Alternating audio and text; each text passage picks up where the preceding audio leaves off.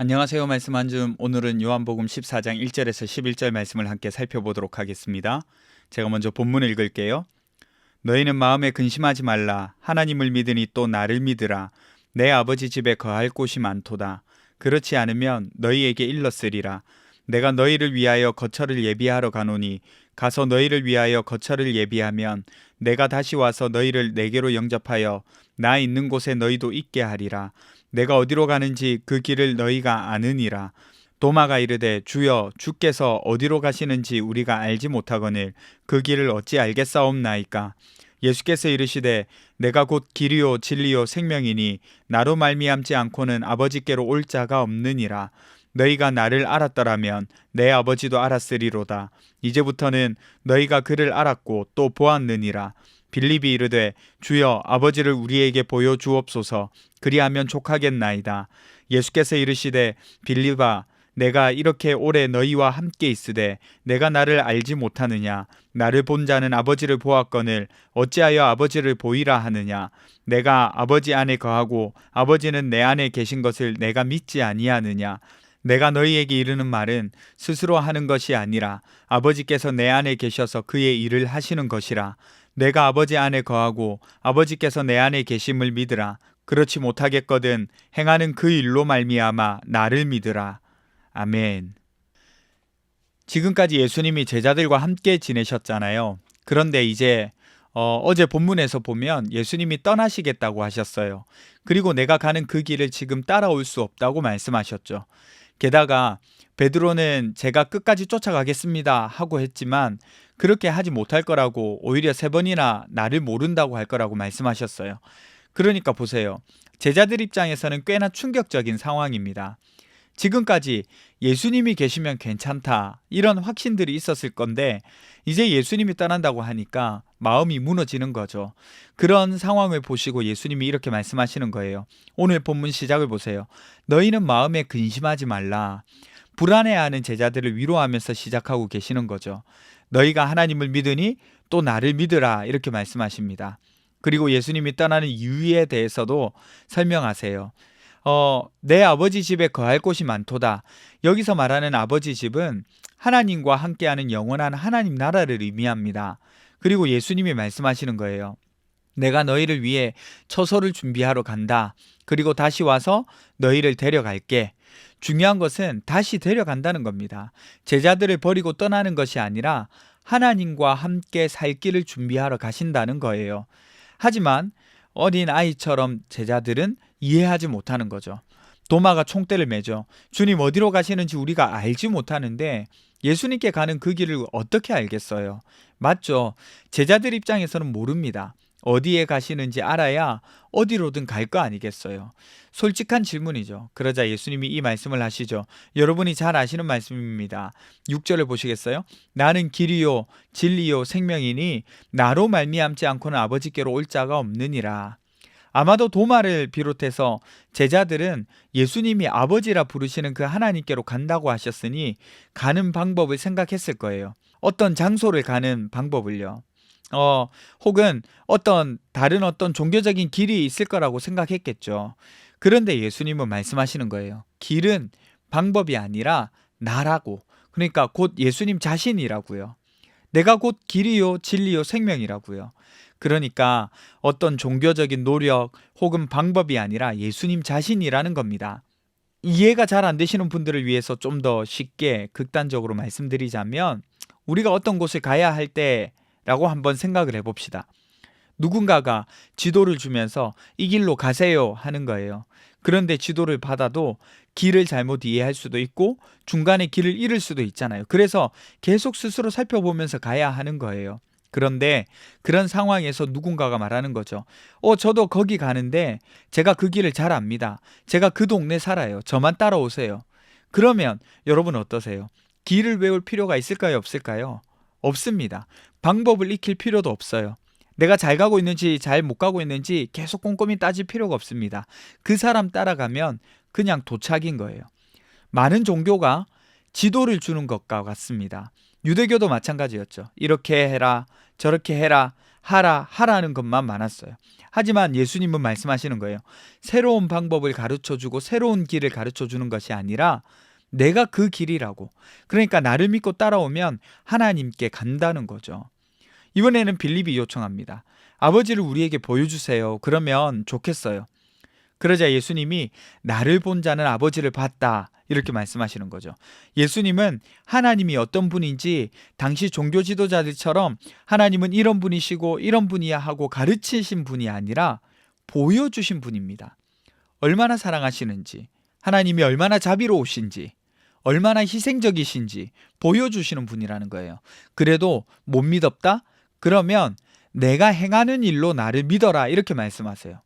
여러분, 이거는 무슨 말이냐면 예수님의 사역 전체를 가리키는 말이에요. 지금까지 해오셨던 기적들 있잖아요. 그래서 자신을 알려주셨던 사건들 있잖아요. 물이 포도주로 변한 사건부터 시작해가지고 나사로를 부활시킨 사건까지, 그리고 앞으로 십자가와 부활에 이르기까지 이 모든 일들을 보고 믿으라는 거예요. 그러면 하나님이 보인다는 겁니다. 여러분, 이제 오늘 말씀을 좀 적용해 볼까 합니다. 사실 오늘 말씀은 살펴볼 것이 굉장히 많은 본문이거든요. 그래서 다 살펴보지 못하는데 그래도 한 가지 살펴본다면 예수님이 길이시라는 사실입니다. 도마가 묻잖아요. 어디로 가시는지 모르는데 그 길을 어떻게 알겠습니까? 사실 제자들은요, 예수님이 떠나신다는 사실 때문에 불안했고 그런 그들을 다독이고 계시는 장면이잖아요. 근심하지 말라고. 왜요? 예수님이 하나님께 가는 길이시기 때문에요. 그래서 예수님 믿고 따라가면 하나님께 간다는 거죠. 그러니까 제자들이 요청하는 것은 어떻게 가는지 방법을 알려주세요 이렇게 말을 하는데, 또 어디로 가야 하는지 어떻게 가야 하는지 알려주십시오. 뭘 타고 뭘 어떻게 해야 하는지 알려주십시오 이렇게 말하는데, 예수님은 방법을 설명하지 않으시고 내가 길이다, 곧 길을, 방법을 찾지 말고 나를 믿으라고 말씀하시는 겁니다. 우리도 제자들의 모습과 비슷해요. 하나님 믿는다고 하면서도 자꾸 방법을 찾을 때가 있어요. 어떻게 하면 일이 잘 될지, 어떤 기도를 해야 응답을 받을지, 어떤 신앙 습관으로 하나님의 역사를 경험할지 고민을 하는 거죠. 그러면서 내가 뭘 더 해야 되는지, 뭘 잘못했는지, 어떤 방법을 써야 하나님이 도와주실지 계속 생각하는 겁니다. 방법을 찾는 거죠. 그런데 문제는 그러면서 예수님을 붙들지 않고 있다는 거예요. 종교적인 기술만 쌓인다는 겁니다. 그런 우리에게 예수님은 말씀하세요. 나는 길이다. 다른 방법 찾지 말고 나를 붙들라는 겁니다. 예수님을 붙들라는 거예요. 예수님을 믿고 예수님을 따라오라는 거예요. 예수님 닮으라는 거예요. 방법 잘 몰라도 예수님과 함께 걸어가는 사람이 되라는 겁니다. 신앙의 핵심은 하나님께 가는 방법을 찾는 것이 아니라 하나님께 가는 길이 되시는 예수님을 따라가는 거예요. 오늘도 예수님을 따라가시는 저와 여러분이 되셨으면 좋겠습니다. 기도합시다. 첫 번째는요, 다른 무엇보다 예수님을 따라 걷는 삶을 살 수 있게 해주세요. 두 번째는 우리 인생의 불안과 근심 속에서도 예수님을 신뢰할 수 있도록 도와주세요. 우리 함께 기도하며 나가겠습니다.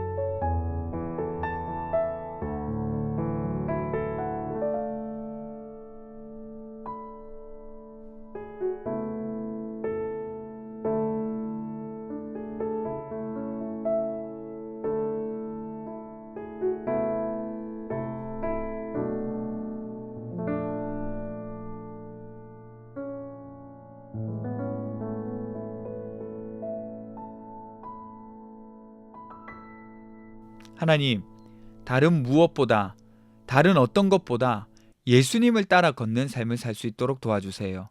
그리고 우리 인생의 불안과 근심 속에서도 예수님을 신뢰하면서 끝까지 주님을 쫓아서 나아갈 수 있도록 도와주세요.